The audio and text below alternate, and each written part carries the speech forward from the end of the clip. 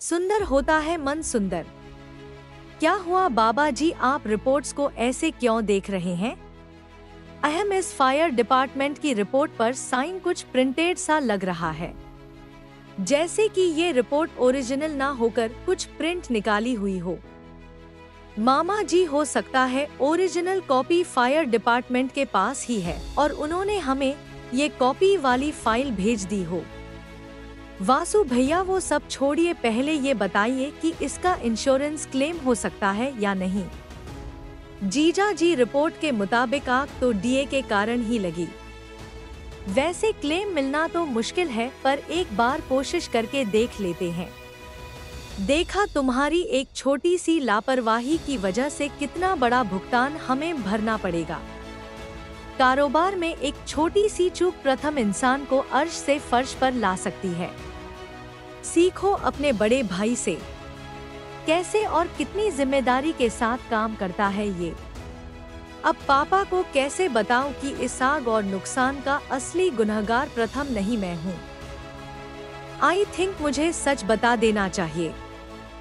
पापा, वो दरअसल पापा, अब हर कोई तो एमजी जैसा नहीं हो सकता ना, लेकिन एमजी पूरी कोशिश करेंगे कि प्रथम को जिम्मेदार बना दे। बेटा, तुम्हारे जैसे बेटे का पिता कहलाने में बहुत फक्र महसूस करता हूँ मैं। अब देखना इस रजनी आंटी को कैसे लाइन पे लाती हूँ। मान, ये रोटियां हर जगह पहुँच जाती है। आप क्यों कपड़े धो रही हैं? और आपने हमसे क्यों नहीं कहा? अरे बेटा, इतने ही तो कपड़े थे, तो हमने सोचा तुम्हें क्या बोले, हम खुद ही धो लेते हैं। अच्छा ठीक है, हम आपकी मदद कर देते हैं। ये राध्या पीना गुड़ पे मक्खे की तरह रजनी आंटी से चिपकी रहती है। दादी, आई डोंट नो कैसे, लेकिन आपको उस राधिया को रजनी आंटी से दूर करना है ताकि वो मेरे प्लान के बीच में ना आ सके हैं।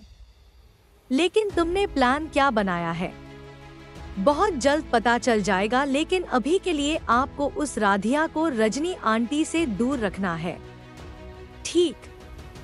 वाह रजनी वाह, इस काम के लिए राध्या की मदद क्यों ले रही हो?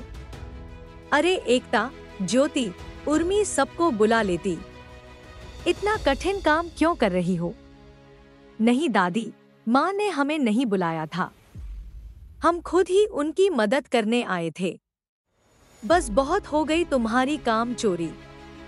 अब जो काम हम तुम्हें देंगे वो काम तुम अकेले करोगी।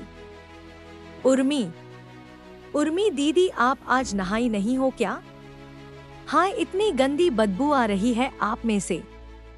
ओ बुलंद देवी, दिमाग को तो जंग लगा कर रखा हुआ है, लेकिन जबान को अच्छी तरीके से बाहर दी हुई है।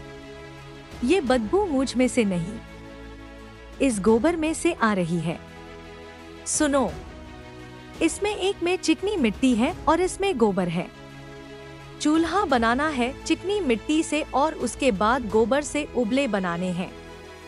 आज हमारा चूल्हे की रोटी खाने का मन है। सोचा था ये काम नौकरों से करवाएंगे, लेकिन अब ये काम तुम्हें करना होगा। लेकिन माँ जी, राध्या कैसे ये?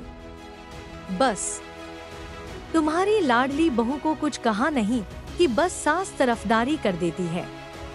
अरे रॉकेट बनाने को थोड़ी बोल रहे हैं, घरेलू चीज है।